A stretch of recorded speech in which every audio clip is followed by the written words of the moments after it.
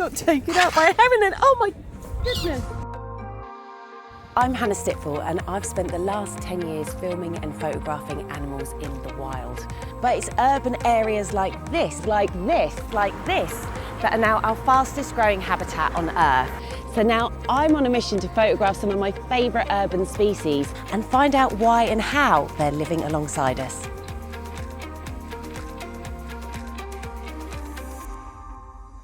So today I'm in Amsterdam looking for a new species coexisting with us humans, one that's taken full advantage of the opportunities that Amsterdam has to offer. And what's interesting about this species is the relationship it has with the water, much like Amsterdam.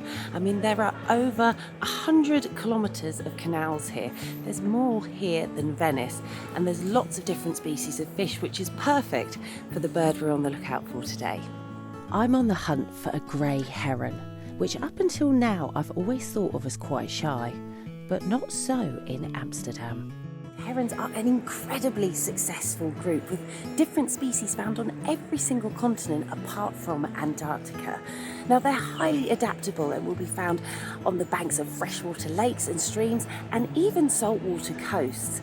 And their highly variable diet means that they can set up camp pretty much anywhere. I've heard about a lady called Karen who has a special connection with a particular heron called Henry, who visits her B&B every morning.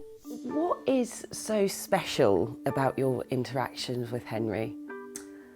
I think it's because if you look at him, he looks like prehistoric. It really astounds me that such a prehistoric looking bird, that you can get a contact with it. Oh. Henry's just arrived. I guess he's part of the family now. Well, he is, yeah. he is. I definitely feel responsibility to him. To be honest, herons in England, where I am, they'll just fly away. This is very, very close. You can get a real good look at him. Does he want his fish? He's waiting for his fish, of course. It's like stuff you get in restaurants, Karen. He's spoiled. You're spoiling him. I know. What can you do?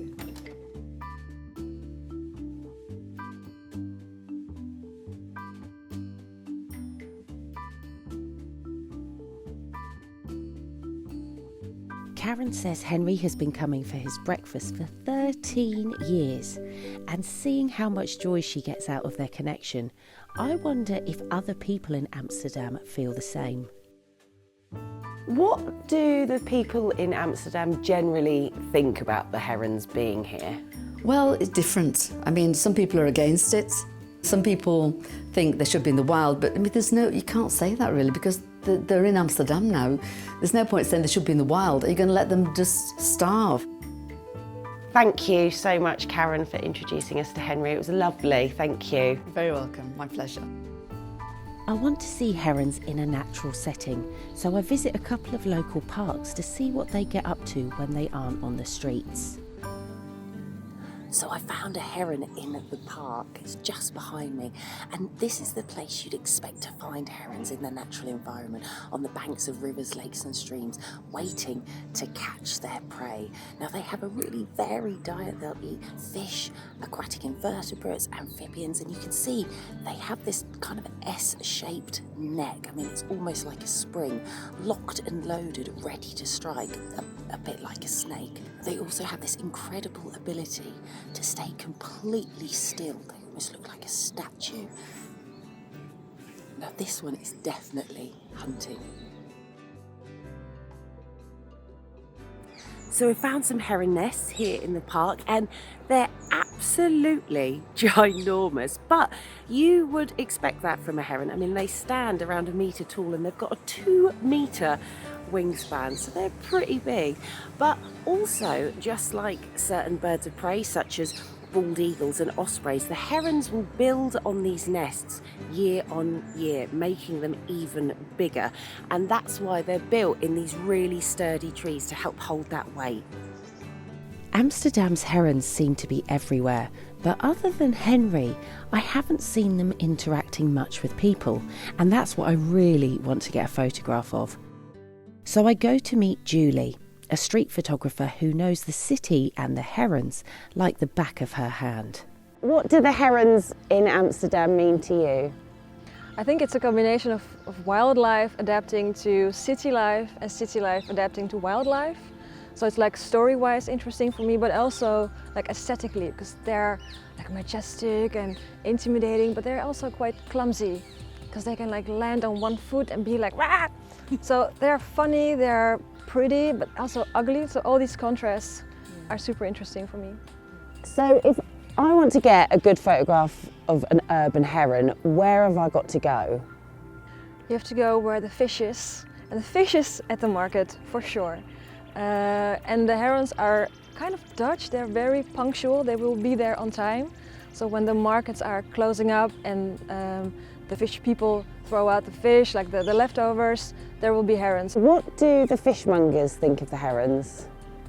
I don't think they really like them, but I think they're used to them. So sometimes they play around and they like throw fish at the herons, but it's like a daily rhythm. It's just something that's been there and that will stay there. So it happens every day in the same way. That's where we need to go. That's where you need to go, definitely. Following Julie's advice, as the sun goes down and the stalls pack up, I head to a couple of local markets to see what the herons are waiting for. And like Julie said, they were right on time.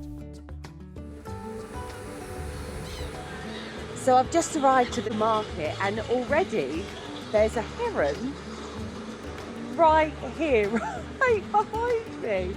Now, I've never seen one in an urban environment quite like this. I mean, this is a market, there's loads of hustle and bustle around, there's lots of gulls, and of course, they're waiting to get some scraps when the market closes.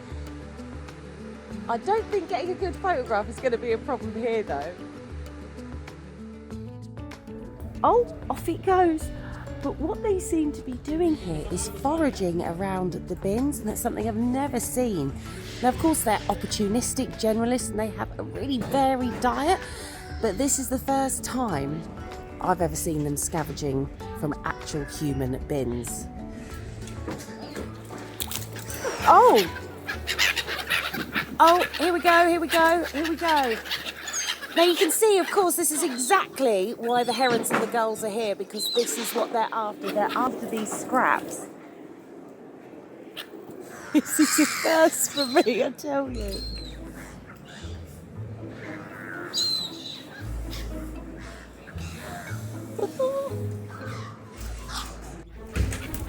Oh my goodness.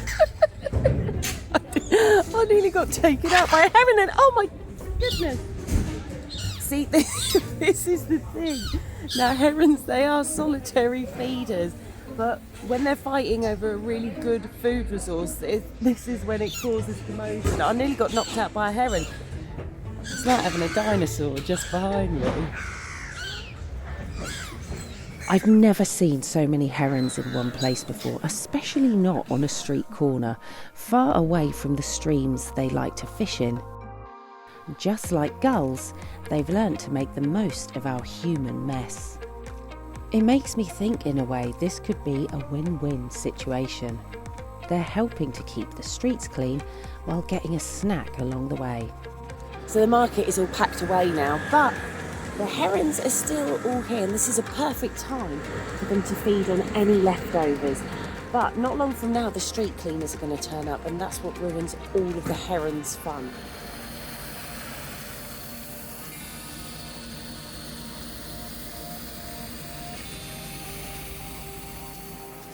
So I'm really happy with the photo that I managed to get, this dinosaur-like species in the urban environment. Take a look at that. Isn't that surreal? And the thing is, seeing other species steal leftovers from us, it's no new thing. I mean, most people would have seen gulls do it or urban foxes, but what seems to be going on here is there's an extra layer of intelligence. I mean, they know where and also when their food is going to be ready for them. Just like we saw with Henry first thing in the morning with Karen, these herons here know exactly when food is going to be left out for them, and it just shows an extra level of cleverness, at least from the outside. And perhaps it's one of the reasons that they're coexisting with people so well here in Amsterdam.